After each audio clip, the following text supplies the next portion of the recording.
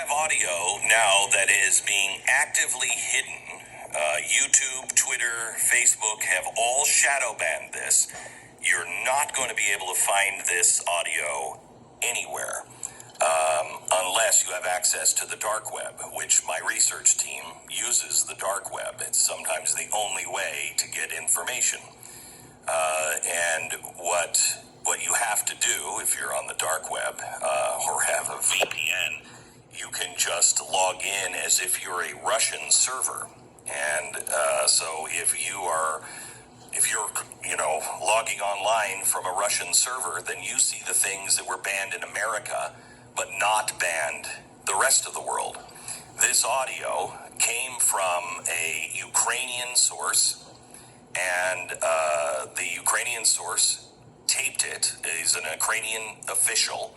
They taped a phone call right after the election of Donald Trump.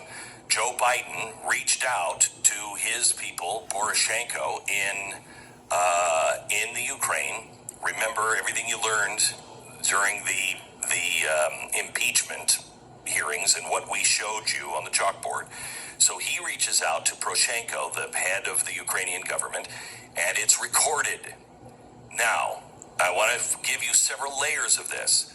What was the reason that Joe Biden said we could get General Flynn? Remember, the FBI said there's nothing here. He didn't do anything wrong.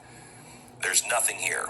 And the next day, they had an emergency meeting at the White House without the FBI. The FBI said, case closed. They had this meeting. Joe Biden was in it. Susan Rice was in it. And so was Barack Obama. And we know, because of notes, that Barack Obama said, what can we do? Joe Biden said, we can use the Logan Act. The Logan Act is something that was enacted in the 1700s. It's never been used. But it is when somebody would go over to a foreign country and say, I'm representing the United States of America. And they didn't represent the United States of America. And they tried to do deals with that country. Okay, it's an old-timey act. Never been invoked. Until Joe Biden said, we can get General Flynn. So they did. That's what they got General Flynn on. And the reason why is because he said, look, don't do anything crazy.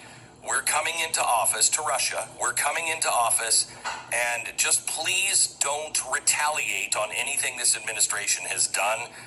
It's a new administration, and we may be handling things differently. Okay? That was interference from the incoming administration. Now, this is the outgoing administration, and the vice president calling the president of Ukraine. Here's cut one. The people they put forward to be part of the transition have to be clear. Stop. You know what? Before we even start this, put it back at the beginning. If you're at your computer, I want you to take this piece of audio and I want you to burn it to a CD. It is being systematically erased by tech. Again, we got this from YouTube and the dark web from Russia because it hasn't been banned yet by YouTube in Russia. So everybody, if you have access, burn this to a CD so it's not lost. All right, here we go. People they put forward to be part of the transition have to be clear to do that, just as we had to be cleared after the Bush administration, etc. They have not done that. They're trying to catch up and do it now since they fired the guy who headed up the transition just last week. The reason I bother to tell you that is I have been somewhat limited on what I'm able to tell their team about Ukraine. The truth of the matter is the incoming administration doesn't know a great deal about the situation. So we know that the situation with Ukraine was dirty. We know that the Obama administration was doing stuff kind of off the books, a little wink, wink, nod, nod in Ukraine. What he's saying here is, I can't tell you because I'm limited. What I can tell them, what I can tell you. So he's besmirching the administration, the incoming administration, saying, look, I can't tell you why, but we're not telling them everything. There's some things going on. Well, what were those things going on? A bogus investigation. So we can't really talk to them about it. So they don't know what's been going on in Ukraine. This is a signal for him to say, if he was using plain language, he would just be saying, look, they're not part of what we've been doing, so don't say anything to them about that. Okay? That's what's happening. Now here's part 2 of the phone call. Well, you're awfully generous. I don't plan on going away. I mean, as a private citizen, I plan on staying deeply engaged in the endeavor that you have begun and we have begun. Yeah. I mean, that's my objective. That is my objective. But if I go beforehand, I'm worried that they don't know enough. They will think I'm trying to game them. They will think I am trying to put them in a corner. They will question my motive.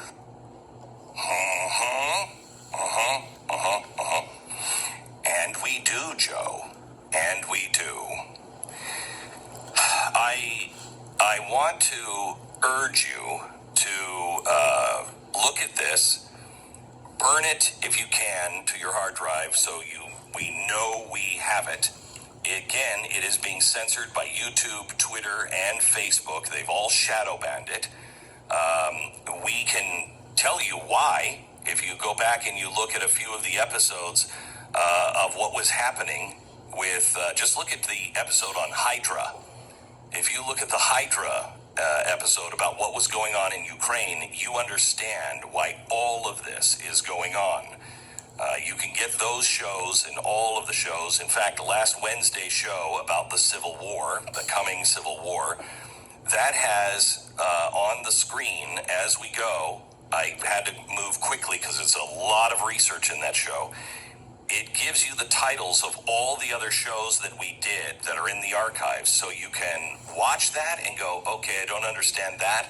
Okay, it's on that show. Go back to the archives and watch that show. The reason why probably this is being censored, since there's no evidence, the heavily edited recordings, they're thinking were stolen or they're entirely fabricated. Okay, well, really?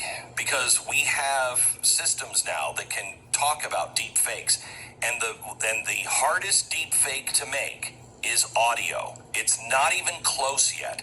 Video, it's pretty close. Audio is really, really hard. Now these it's entirely fabricated or it was stolen. These are things that that Twitter and Facebook have put in to stop foreign interference in this year's election. And unlike in 2016, when Russia used bogus social media accounts or bots to wage misinformation campaigns, this time they're being spread by legitimate American social media users. The disinformation fellow at the nonpartisan Wilson Center said the recordings are misleading to an audience that doesn't have the full picture. It's certainly an influence campaign. Well, you want the full picture? You can get the full picture at blazetv.com. You'll understand this in its entirety. You'll get it. You'll know what he says, and I want to continue what we've been working on. You'll understand what he was working on. Join us at The Blaze right now. Without your subscription, we wouldn't be where we are today. Without your subscription, we wouldn't have the evidence of what they were doing. We wouldn't have the whole story. We would be uninformed, and we would maybe be misled by this video to think that maybe he was, I don't know, trying to start a nuclear war. No, he wasn't. It's very clear what Joe Biden was doing over in the Ukraine and who was involved in what they were doing. You want the full explanation? Join us now. blazetv.com/Glen. If you use the promo code in the next couple of days, ban this, you'll receive $20 off your subscription.